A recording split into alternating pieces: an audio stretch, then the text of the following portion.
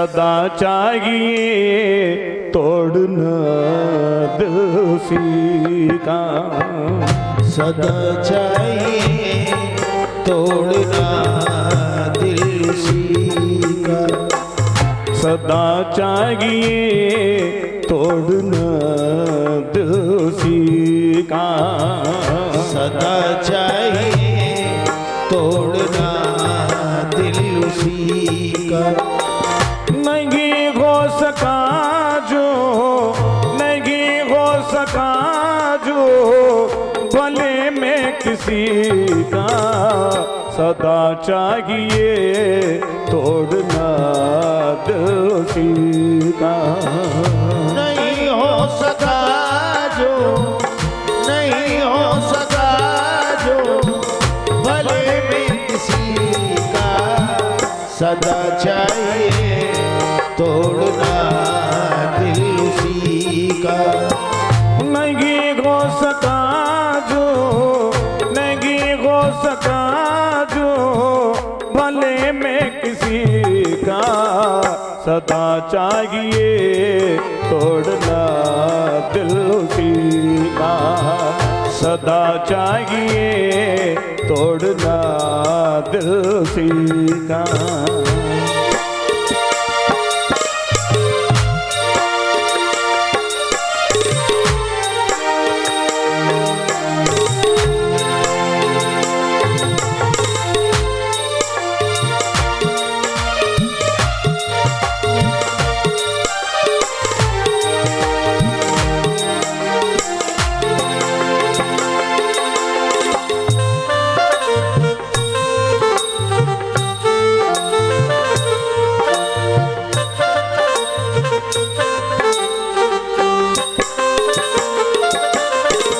नहीं दिल है उसमें वो जो बेवफा है, ईमान खुदा से सदा वो खफा है।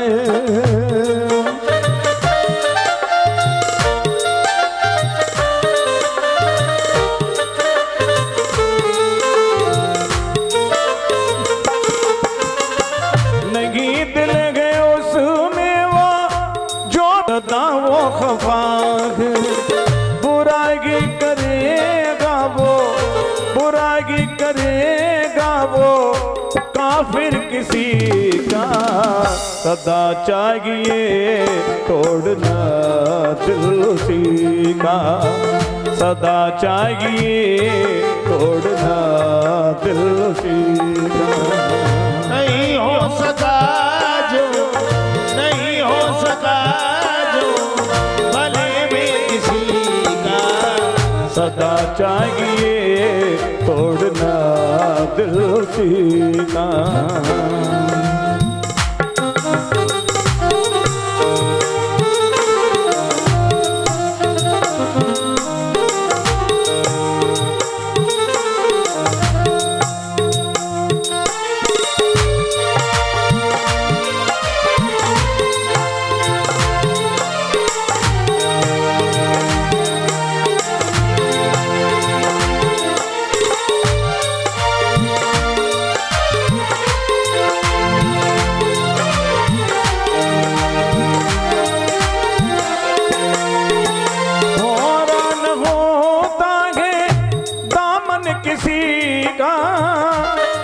चूसता रस वो फूल और कली का,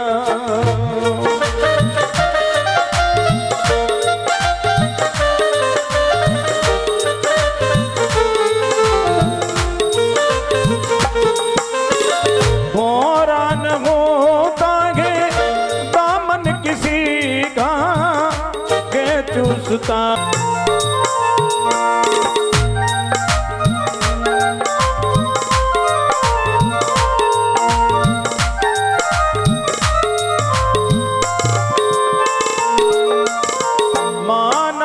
कलियों ने चाहा है उसको, पहचान क्या वो मजबूर किसको।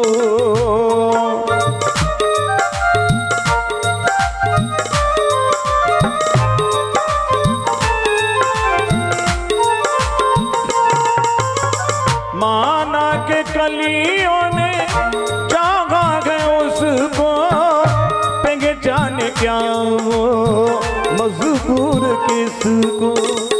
मासूम से भी रिश्ता, मासूम से भी रिश्ता जिसका बदीता, सदा चाहिए तोड़ना दिल उसी का, सदा चाहिए तोड़ना दिल उसी का। नहीं हो सका जो, नहीं हो सका जो भले में किसी का, सदा चाहिए तोड़ना दिल उसी का, सदा चाहिए तोड़ना दिल उसी का।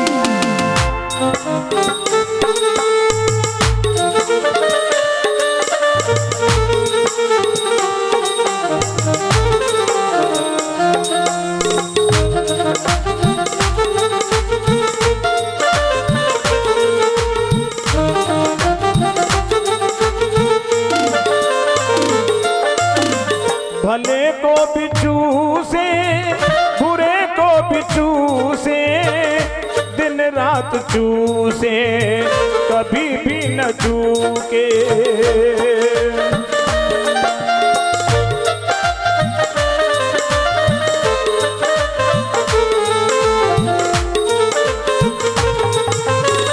भले को भी चूसे, बुरे को भी चूसे, दिन रात चूसे, कभी भी न चूके।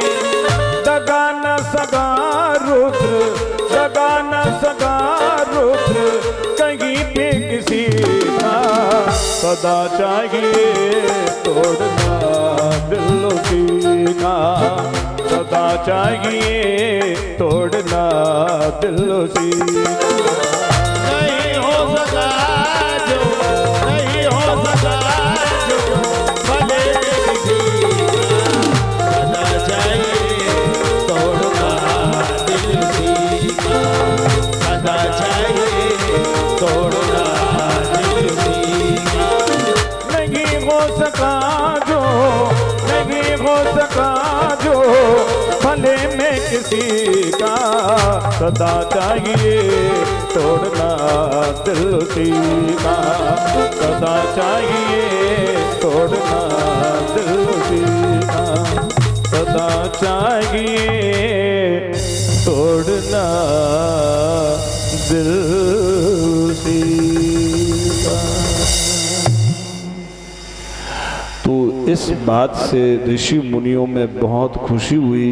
फिर उन्होंने बलराम जी की प्रशंसा करी और कहा कि बलराम जी, पहले तो हमारी कथा बीच में रह गई है, आप आचार्य का प्रबंध करें।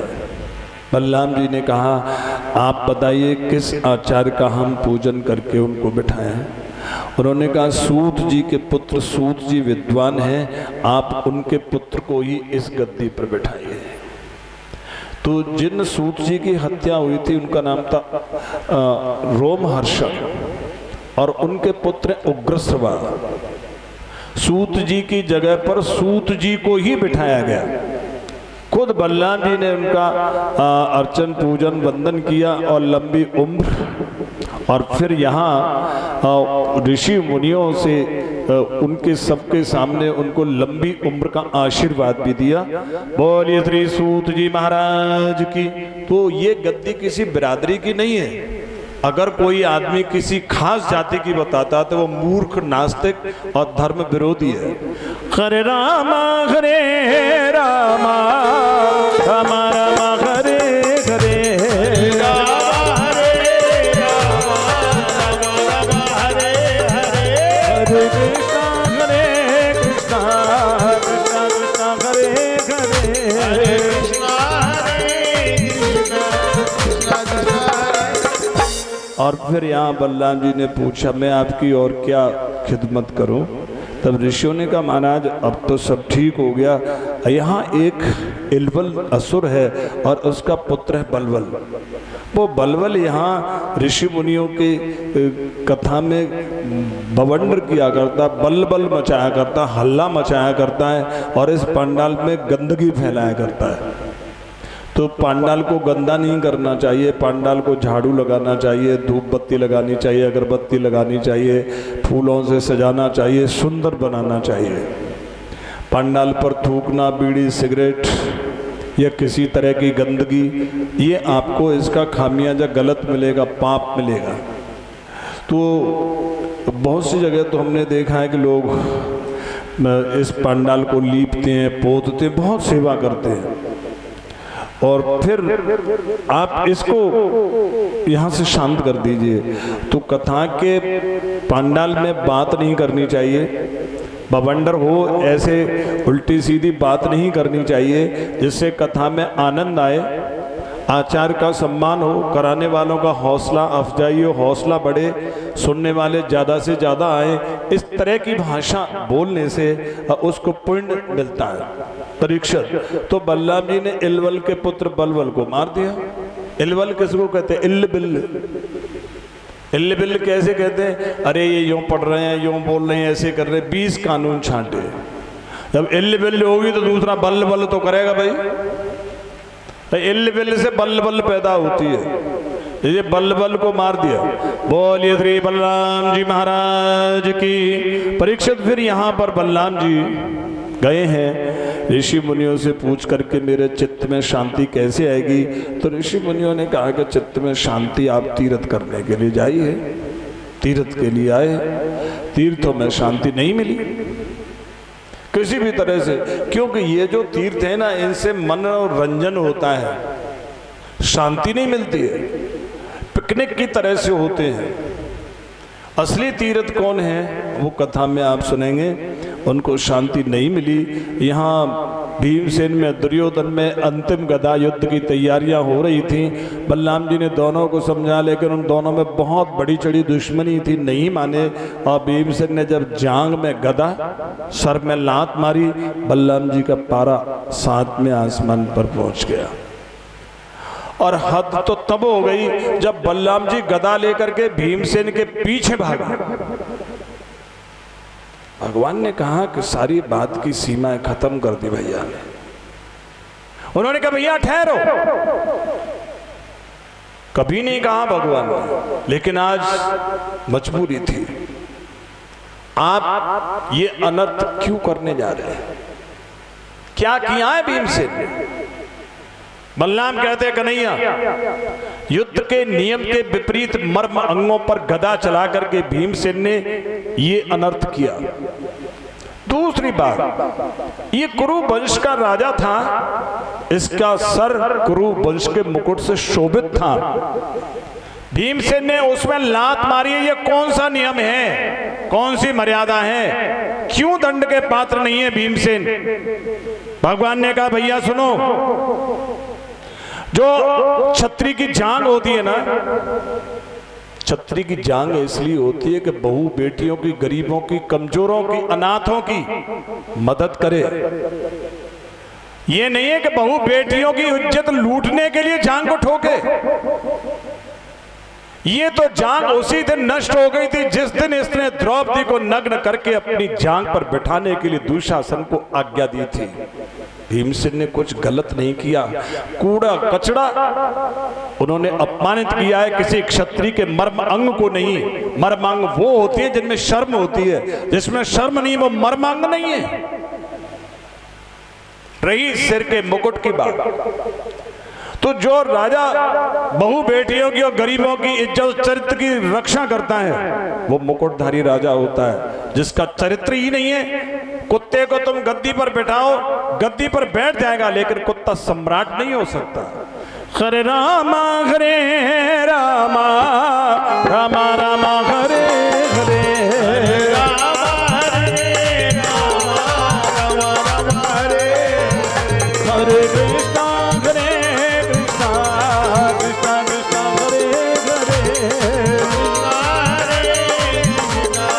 हरे जिसके अंदर चरित्र होता है वो सड़क पर बैठा हुआ भी सम्राटों का सम्राट, बादशाहों का बादशाह, शहंशाह आलम होता है।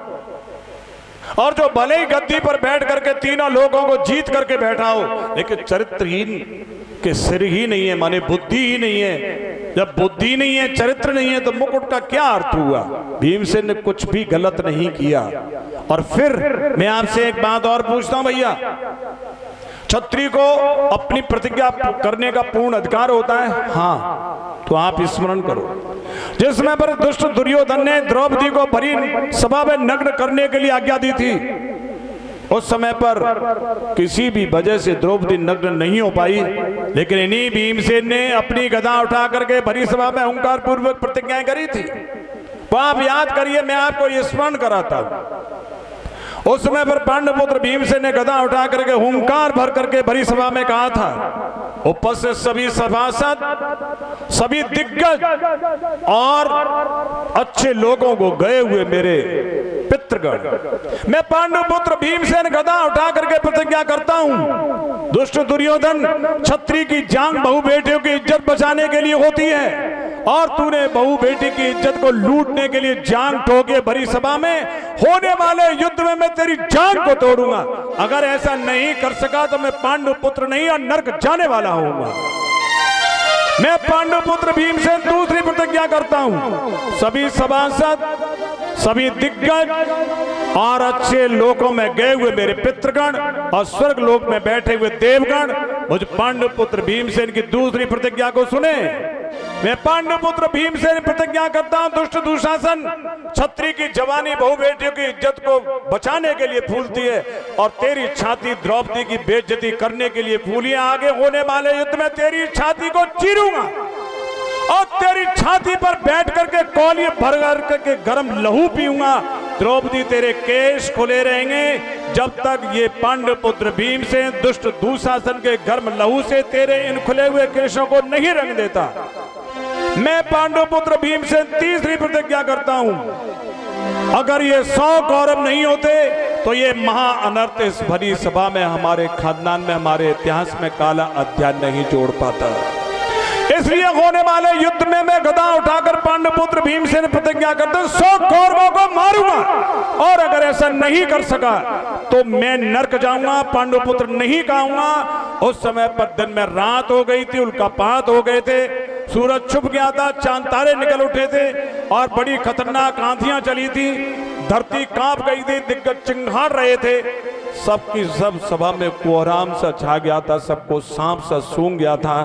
वो भीमसेन ने अपनी प्रतिज्ञा पूरी करी, कोई अनर्थ नहीं किया भैया। इस बात को सुनकर बलराम जी बहुत शर्मिंदा हुए। अब उनके चित्त को कहां शांति मिल सकती थी? परीक्षित, सिवाय संतों के और किसी भी चित्त को शांति नहीं मिल सकती, चाहे भगवान का बड़ा भाई भी क्यों नहीं हो, सब जगह अशांति का माहौल होता है। अगर शांति मिल सकती है तो केवल संतों के चरणों में मिल सकती है। दरस परस मजन पाना,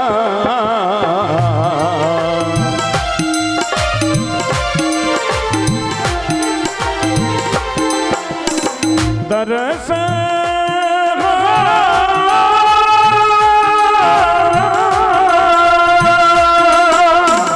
तरस परस अरुमजन पाना,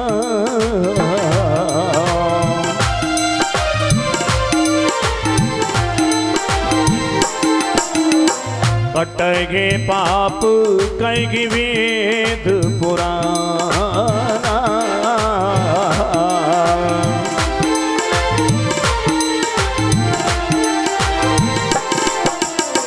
कटगे पाप कई वेद पुराना।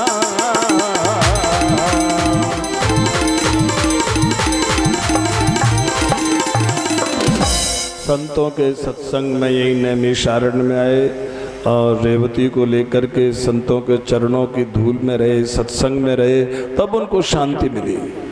क्योंकि संतों का दर्शन करने से, उनको छूने से, उनकी वाणी को, उनकी आज्ञा को हृदयंगम करने से सारे पाप मन के, इंद्रिय के, शरीर के नष्ट हो जाते हैं। और जो संतों की सेवा करता है हृदय से, उसके सारे तीर्थ कर लिए। और जिसका ध्यान, जिसकी सेवा माता पिता और संतों के जिसकी सेवा भाव नहीं है, कितने भी तीर्थ करे। और कबीर साहब कहते हैं कि लौकी होती है, कड़वी लौकी, उसका साधु अपना कमंडल बना लेते हैं, बैरागी साधु, वैष्णव साधु, और उसमें कड़वी होती है तो शहद और घी मिला करके भीतर लेप लेते हैं। उसमें कड़वी है ना, इसलिए शहद और घी लगा लेते हैं। लेकिन वो घी लगाते हैं, शहद लगाते हैं, घी शहद लगा रहता है 24 घंटे, सालों साल तक तीर्थों में नहाती है, साधुओं के मीठे मीठे वचन सुनती है। लौकी 68 तीर्थ नाई, कड़ुआ पर तो नहीं जाएंगे, तो कड़वी लौकी कड़वी ही रहती है। ऐसे ही आप कितने भी तीर्थ करो, कितने भी भजन ध्यान करो, गंदगी जाएगी तो केवल संतों की आज्ञा में और सेवा में जाएगी, बाकी नहीं जा सकती। कितने भी योग साधन करो, जो बात संतों की दृष्टि से हो जाता है वो करोड़ों पुण्यों से नहीं होता। कसम वादे